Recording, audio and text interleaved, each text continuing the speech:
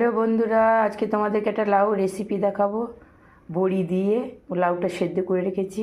এতে তেল দিয়েছি, শুকনো লঙ্কা তেজপাতা ফোড়ন দেবো, জিরে ফোড়ন দেবো, আদা কাঁচা লঙ্কা বাটা দিয়ে দেবো, পেঁয়াজ বাটা আর হলুদ দিয়ে দিলাম, জিরে ধনে দিয়ে দিলাম। ভালো করে কষাবো।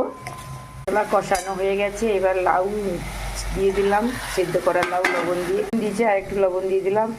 ওতে একটু গোবিন্দভোগ চালের বাটা দিয়ে দিলাম, দিয়ে ভালো করে কষাবো। ভালো করে কষিয়ে তারপরেও সেদ্ধ করা আছে, অল্প একটু জল দেবো। তুলে রেখেছিলাম বড়ি ভাজা দিয়ে দিলাম, একটু মিষ্টিও দিয়ে দিলাম। ভালো করে কষাবো, জল দেবো না। তরকারি হয়ে গেল, ধনে পাতা দিয়ে দিলাম, ধনে পাতা দিয়ে নামিয়ে দেবো। এবার হয়ে গেল লাউ।